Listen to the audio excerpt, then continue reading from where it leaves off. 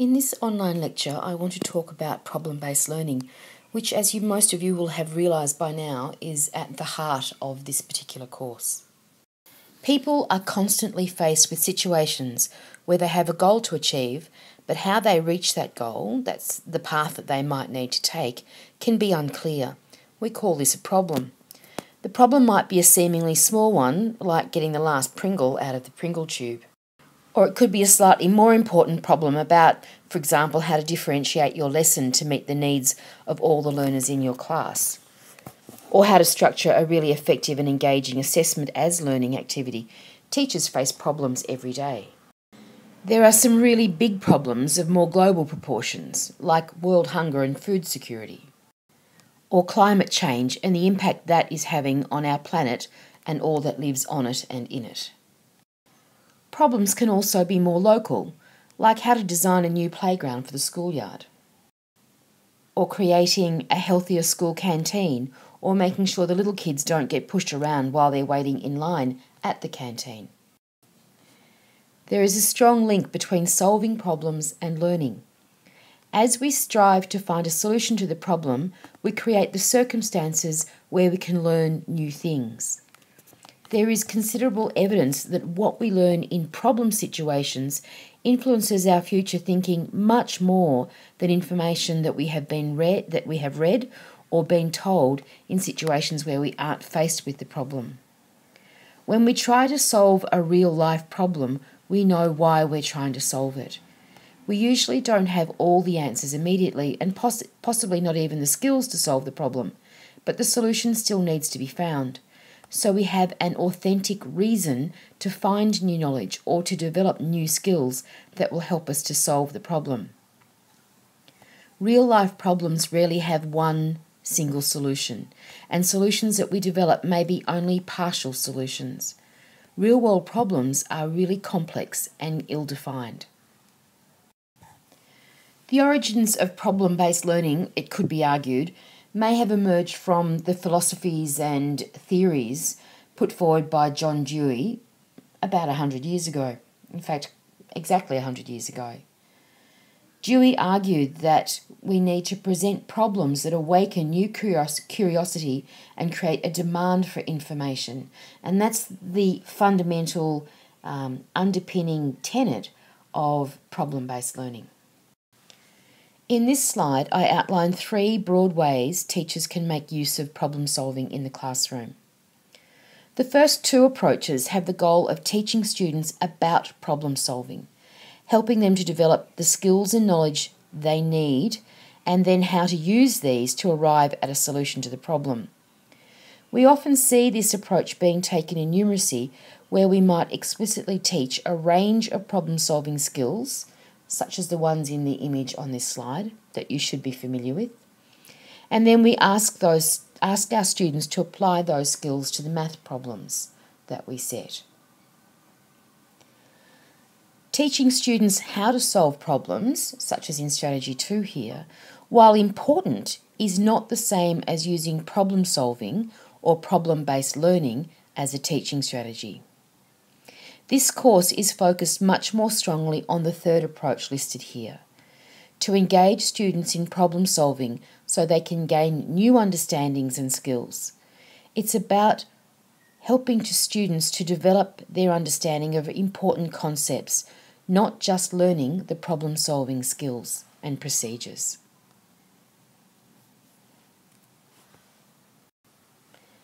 This is best achieved when the problems we use are substantive problems, problems that will engage our students for extended periods of time and encourage them to develop deep understanding.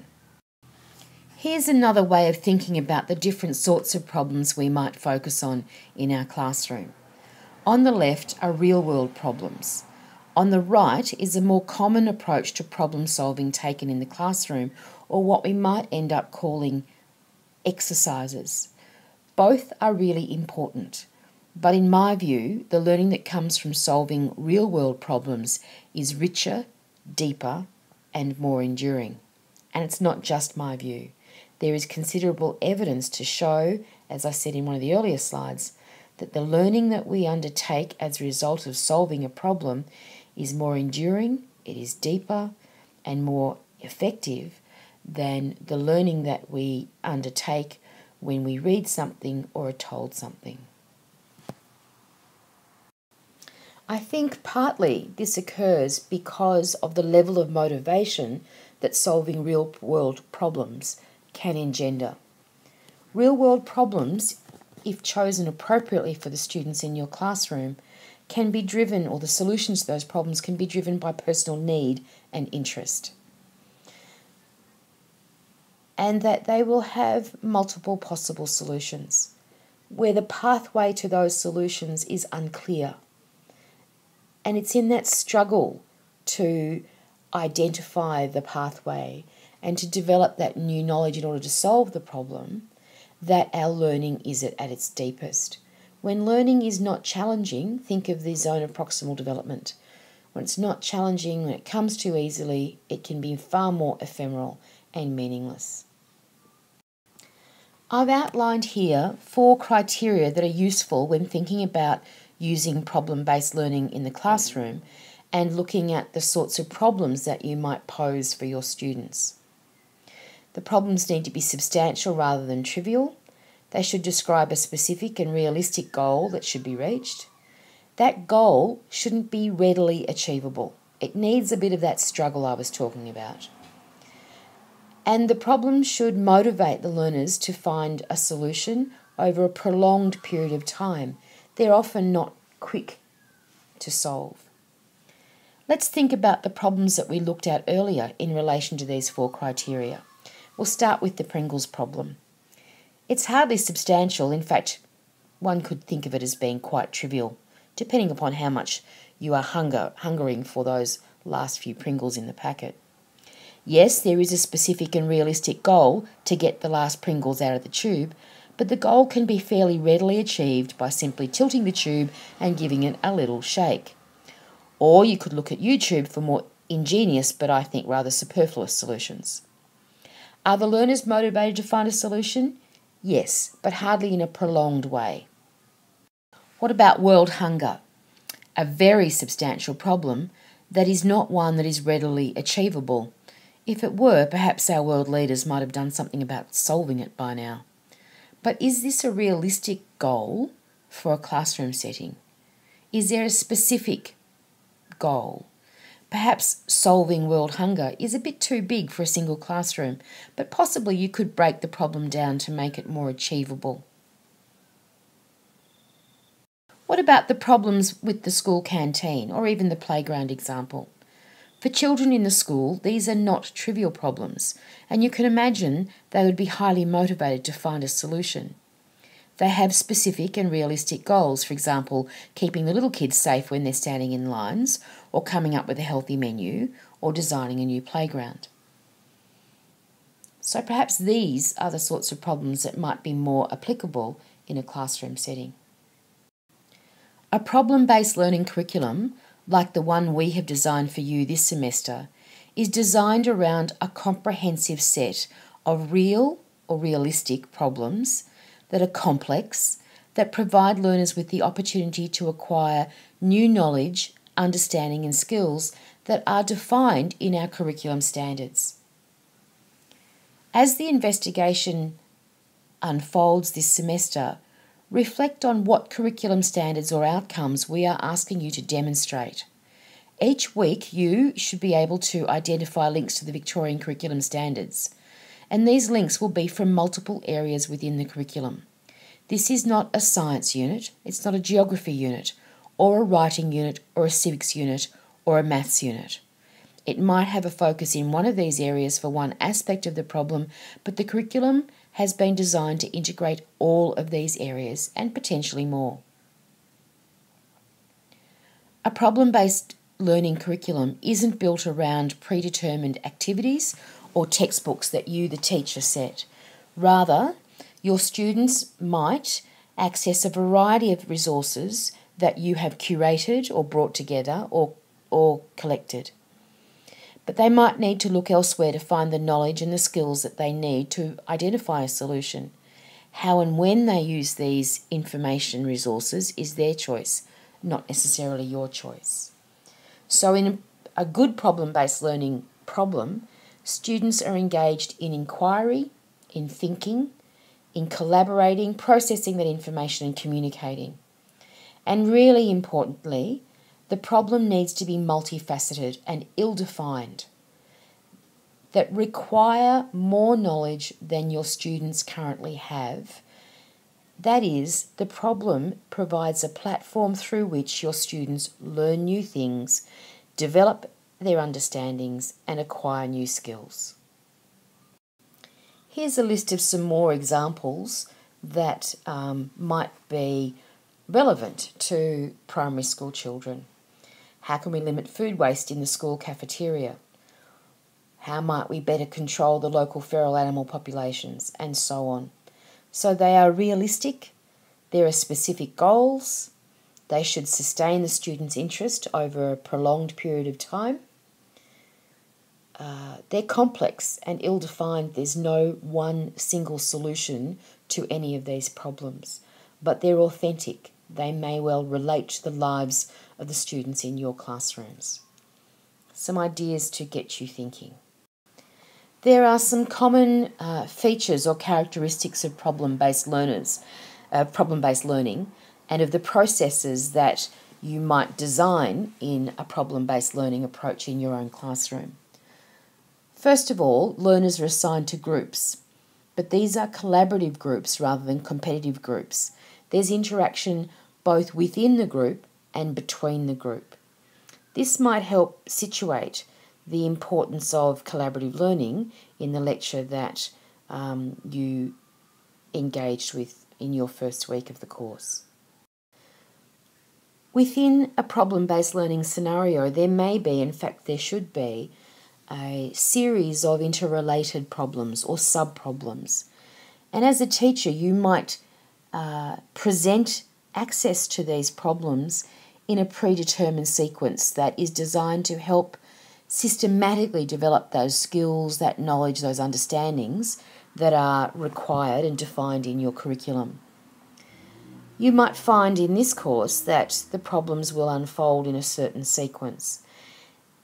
And as I said, you, the teacher, might determine that sequence, or in a truly open problem-based learning scenario, you might allow the students to determine that sequence.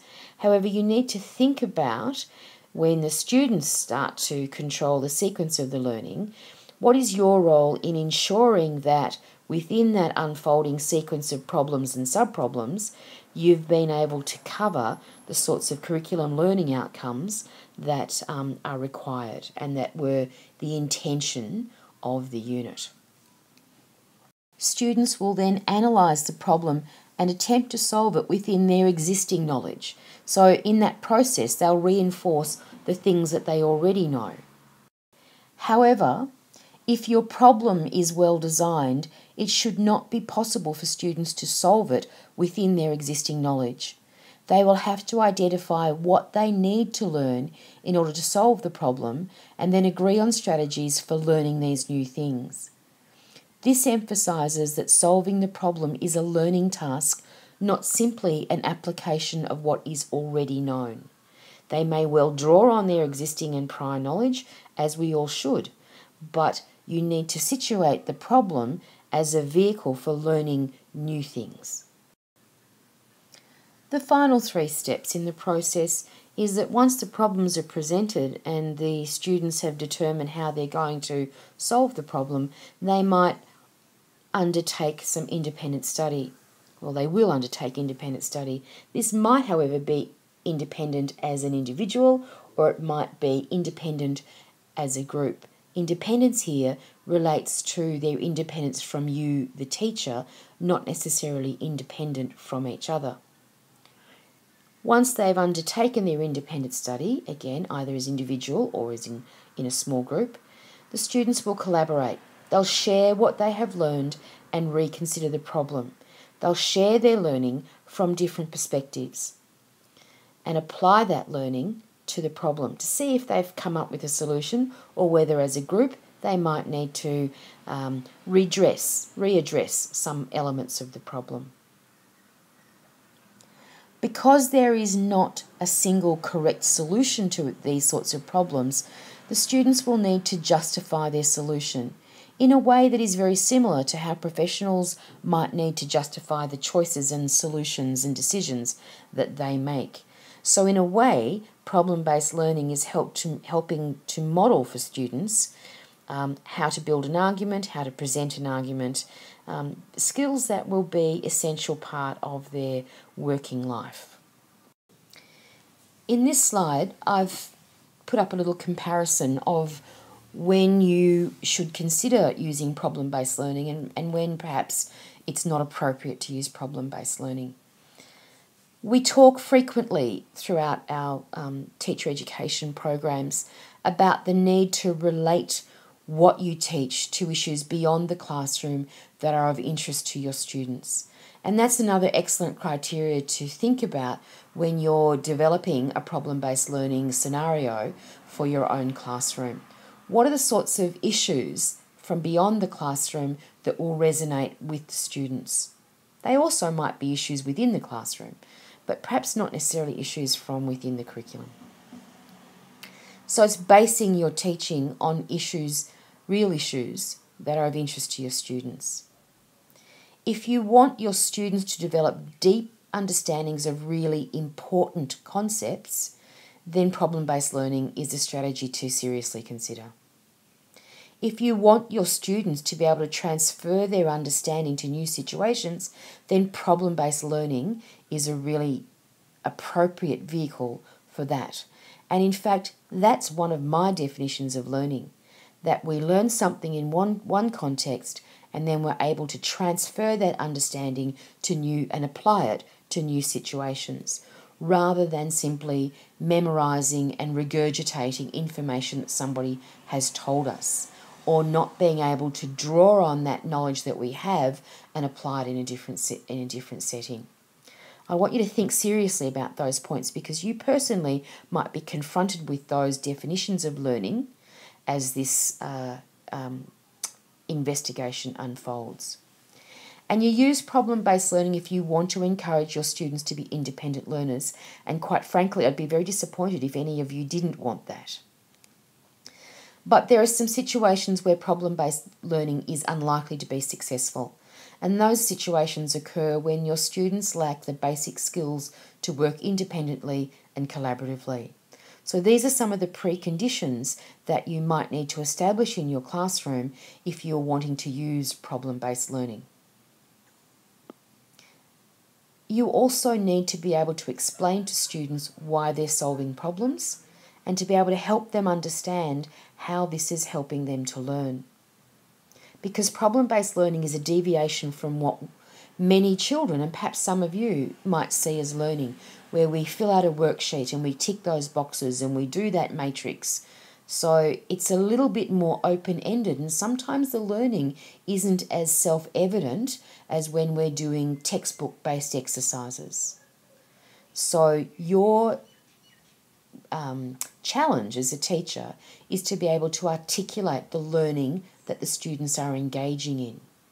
So in your groups, in your reflection, have a think about the sorts of philosophies that you espouse and how problem-based learning might support those philosophies about learning and teaching in the classroom.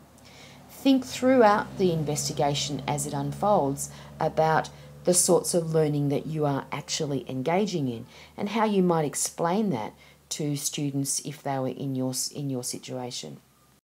And here's a neat little slide that probably summarises the sorts of points I've just been making. In traditional learning, we're told what we need to know.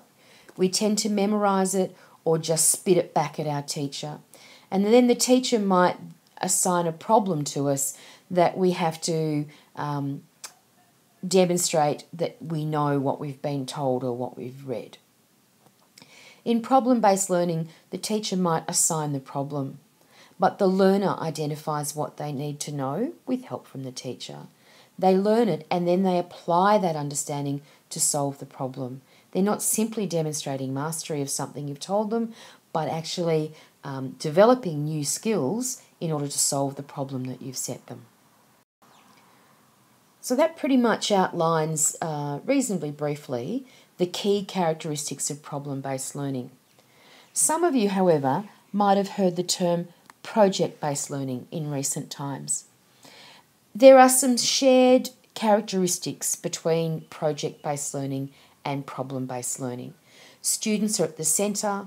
There's real-world connections. The problems that are at the core of both approaches are authentic and relate to issues beyond the classroom. The teacher acts as a guide, and I'll talk much more about the role of the teacher in problem-based learning in a subsequent lecture. The learning is active, and there's usually self and peer assessment involved. But in project-based learning, the teacher has a little bit more control, and the key distinction is the end point. In project-based learning, the students are creating a particular product. In problem-based learning, there's usually a lot more group work. The problems can be defined by the students, who also identify the pathway that they take or the steps that they take to solve the problem. And the solution is the end point, not necessarily a product. So that's a little fine distinction between the two. I would prefer you in this course to focus strongly on problem-based learning, but be aware of the small differences between both versions of PBL. And you'll find a fair bit of the literature at the moment that's available on the web tends to blur these boundaries a little. I'm just wanting to give you a couple of examples of what project-based learning could be. So you might plant and manage a garden that might feed the local homeless people. You might design some sort of alert system that will halt the spread of a deadly disease. You might film a documentary on a particular social issue that not many people know about. You might design a school, a new school with a whole new way of doing things. So you can see there are products that come out of solving the problem. They're designed to generate a particular product. In the next online lecture, I want to talk more about the ideas that are at the centre of the problem-based learning approaches. In an earlier slide, I talked about important concepts that should form the basis of any of our teaching, particularly teaching that takes a problem or a project-based learning approach. So that's what you need to look forward to in the next online lecture.